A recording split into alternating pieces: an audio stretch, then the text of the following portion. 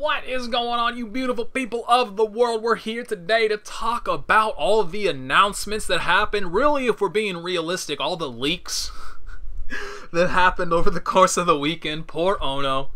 Obviously, it started with the Street Fighter leak, thanks to Valve screwing that up. Shoutouts to automation and not even being able to properly set up your own automation. But yeah, so that got leaked and it hit Ono pretty hard. But I think on top of that, the BlazBlue Cross Tag Battle leak, or the Cross Tag Battle announcement, also got leaked because HelioKnight actually commented on one of my videos, like, I can't wait to see what Nate's reaction is to this. And then when I was watching, the timeline actually worked perfectly for me. I got home, I left on Sunday, I didn't go to the arena, and so I flew home and drove home, and like right when I got here, I turned on the stream, and it was right when they were passing out the medals for BlazBlue Cross Tag Battle. And so directly after that, they had the announcement for the game, and the stream chat was just 100% like, oh cool, we already saw this, or like, hey, everybody act surprised. So clearly that got leaked beforehand. And then I think the Soul Calibur 6 news also got leaked, because I remember when I was just walking around the venue, I heard somebody talk about how Cassandra's reveal for Soul Calibur 6 got pushed to Sunday. So people clearly already knew that Cassandra, was going to be revealed. So I don't know if that got leaked as well, because that person didn't say anything about Haohmaru being included in there. They just specifically mentioned Cassandra. So I don't know if that got leaked as well, but yeah, and obviously we all knew. Are we calling it Uniclear? Dear God, please don't call it Uniclear. It sounds like a cleaning product. These titles are out of control. Oh my God, Uniclear. Woo! So anyway, we already knew Uniclear was happening. We didn't have the trailer did not get leaked.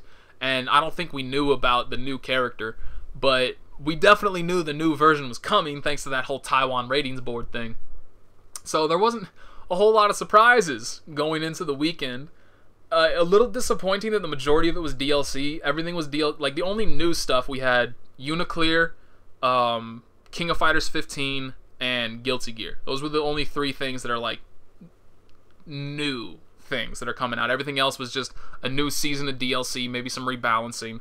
So like the first one that I saw personally was Uniclear, which is fantastic. I'm not going to go over all the, I mean, obviously you can go look at the trailer yourself for any characters that you saw, but there was one very small little section for Enkidu at the very beginning when they said like all new changes or all new abilities, whatever the actual blurb said, and Enkidu was on the bottom left, and they actually had him doing the B version of his Rekkas and then going into a normal combo chain afterwards. Whereas right now, once you do the B version of his Rekkas, the only thing you can do after that is either super cancel or you go into the C version of his Rekkas. Those are your only two options. So if they're giving him the ability to use his B Rekkas and then cancel that into something else, that gives him a whole nother level of block strings to go through, of, you know, kind of plan your next attack, what you're going to do.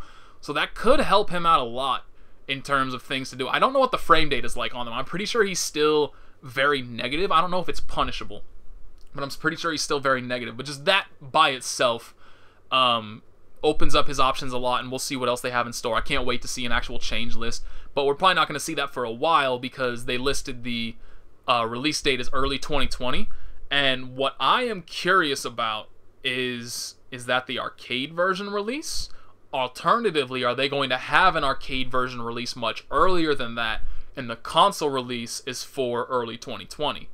Because how that happened with Unist was that they came out with the version on Unist, and then they rebalanced the game. I mean, they rebalanced Unil into Unist, but then they also did further balance changes between the arcade version of Unist and the console version. And undeniably, the console version was much better balanced than the arcade version. So I'm wondering if that's going to happen again, or how that timeline's going to work out. The only thing that concerns me is that during early 2020, I'm going to be off to school again, so I might have to bring my PS4 back with me after winter break, because the PC version came out like, what, a year or so after the console version for Unist? I'm not going to be waiting that long to play the game. I want to hop into this and hit the ground running so that I don't fall behind like I did with Unist. So yeah, we'll see how that works out. Like I said, I can't wait to see the changes. Hopefully Enkidu gets a lot better. The new character, whose name I've already forgotten, like Lord Londrekken something? I don't fucking know.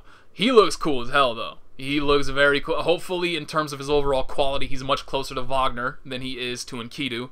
But we'll see once he actually comes out. But stylistically, visually, looks goddamn amazing. Like, French Bread is so good at designing characters. They're just... Honestly, I really feel like they're at the top of the game currently in the FGC for designing characters and making them look absolutely amazing. Because even as many things as I dislike about Enkidu, you cannot knock how amazing he looks in motion stylistically. Like, he's just so fantastic. So have no doubts about that. It just depends on, again, is he going to be a Wagner or is he going to be an Enkidu? So anyway, so that was the first thing that I saw.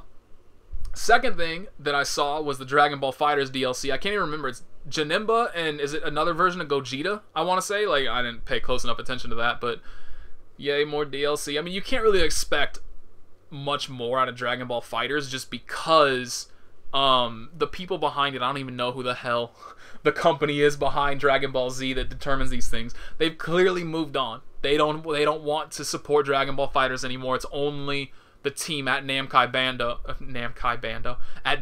Namco that wants to continue supporting the game. And so the only thing I think they can pretty much do at this point is DLC. So I mean, good that they're still supporting the game. It's good for people that are still fans of it, but obviously nothing for me. I was very surprised initially that they didn't have any announcement for Samurai Showdown, that SNK wasn't announcing anything at all. But they made a much smarter decision by waiting until Sunday to do their announcements, because they had like triple the audience watching at that point in time. So good on them. So I'll get to, well, who cares? Let's just talk about it. They have further characters available for DLC, which is, you know, whatever. DLC, not a fan of it. Not going to be buying any of it, so doesn't mean anything to me. But they have officially announced King of Fighters 15. I have to admit, hype initially, and it crashed to the earth rather quickly when all that came afterwards was just now in development. We didn't get to see anything at all. Like, we barely got to see anything about the new Guilty Gear, but we saw something, and that something was something else. Like, oh my god, does that game look amazing. But King of Fighters 15, we saw nothing. We didn't see what the engine would potentially look like. We didn't see any kind of, you know, how much have they improved in between King of Fighters 14 now into 15. What are they going to switch it up? Are they going to try to go with like a more, are they going to try to lean away from the graphic style that they went with 14? Maybe they try to approach a more anime style with 15. You know, who knows what they're going to do? And that's still up in the air. So it's like, we already knew King of Fighters 15 was on the docket, that it was going to be made. So just only hearing that it's now in development, yeah, that's cool, but like, we kind of already knew that. So it didn't, I mean, you know, like I said, good for them. I'm looking forward to it. Hopefully they improve. Hopefully it's much closer to King of Fighters 13 than it is to 15, or than it is to 14. But we'll see. We're just gonna have to wait and see. Soul Calibur news, just Cassandra and Haohmaru, cool. Haohmaru got a lot bigger, a lot more substantial of a pop than I thought he would from the fans. Like, the crowd actually got pretty hyped, pretty loud during that part, which, again, really surprises me given how much support Soul Calibur 6 has really gotten in general. But still, that's good to know that Samurai Showdown's kind of getting a pretty decent notoriety, and I really do think that Samurai Showdown has gotten SNK much more attention than King of Fighters has ever brought them.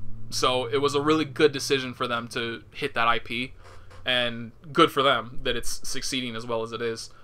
So the next up was Tekken 7, another rebalancing, another new season of DLC. They didn't announce a new guest character though, which is a little surprising, but they did have the all-new original character, which I think is basically just as good. I mean, probably not as good as, you know, like, in terms of building up hype, but in terms of just saying, like, alright, you know, we've given you some returning characters, but here's an actual brand new character for you guys. And he looks sick, too. I would definitely play him. And who was, like, Zafina? She scares me. She looks a little possessed, and it's a little concerning. But, again, good for Tekken. They're breathing new life into it again, and it's not like it needs it. The game has gotten more support than any other one in the FGC over time, so good for Bandai Namco that it's still succeeding as much as it is, and they're getting another season of DLC. But then the big one, Guilty Gear. Oh yeah, I didn't really talk about Street Fighter V, and we all know what happened with Street Fighter V. But Guilty Gear, hell yes, it looks so amazing.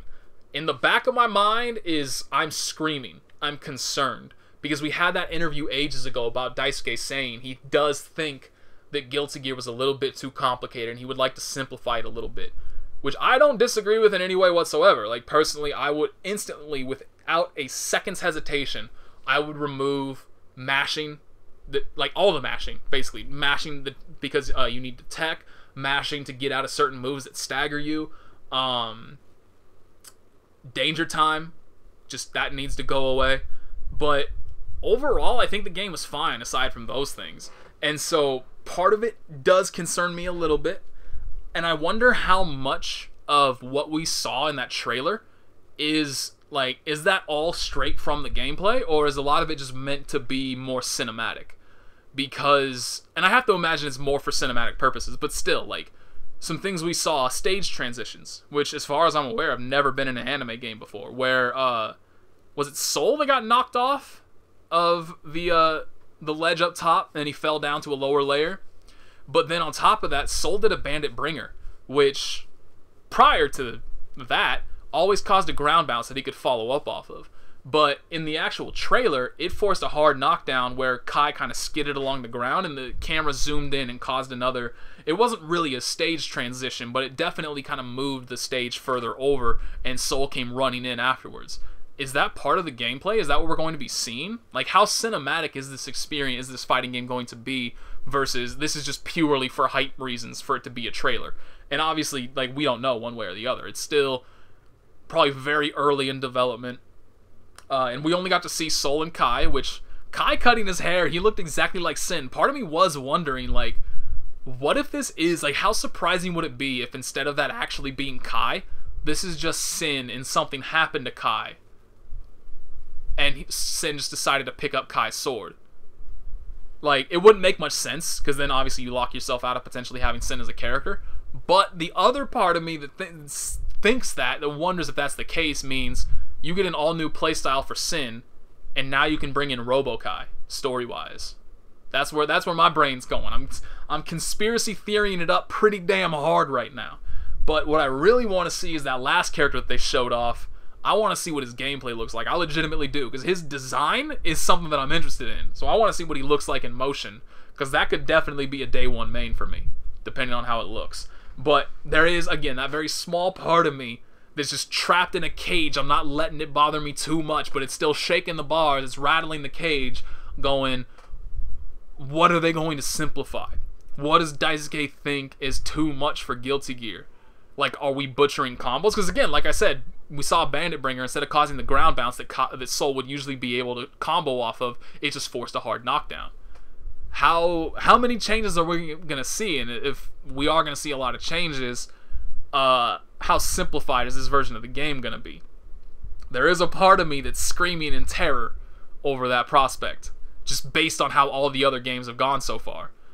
So we'll see how that goes. There is a very small part of me that is very scared, but most of me is very hyped, very excited, and I can't wait to see more of it. I can't wait to see what characters they have, because I can't imagine that, like, they have brand new models, because it's still very clearly within the same engine that they built in Unreal that they already had at the beginning of Guilty Gear. It's just far better. Like, they've just gotten way better at utilizing it, because, like, they've had Guilty Gear and all the versions of Guilty Gear, then they had Dragon Ball FighterZ, and now they've had Grand Blue Fantasy Versus using this engine. And Grand Blue Fantasy Versus looks absolutely amazing. Can't take that away from it. And I would say this one definitely looks a lot closer to the quality, a little bit better, but still a lot closer to the quality of Grand Blue Fantasy Versus than it does to the original Guilty Gear. But still, I can't imagine they would have to, like, remake everything from the ground up. So it should hopefully be a lot easier to bring in all the characters that they've already made in the current engine. Thus, hopefully we're not going to just start out. I would be perfectly fine if we just started out with a small cast again, but it would be great if we started out with like a 25 to 30 person cast off the bat, rather than like 12 to 16. I feel like it would help out quite a bit, but we'll see. And still, out of all the announcements, that is the one that I'm most hyped for, because it's like, Uniclear I'm most hyped to play, because you know how much I love Unist. But Guilty Gear has all of the promise of amazingness sitting with it. Like, there's just so much unknown. There's so much still to learn, so much to figure out. And so all of that is just has my thoughts dwelling on it so much more than anything else. But yes, that was all the announcements. And still, like I said, I can't wait to see more of Guilty Gear. Hopefully it's a banger. And it's not like so many other fighting games have gone recently. Dear God, help me if it is. Whew, thank you for listening. Hope you all enjoyed Evo. I'm out.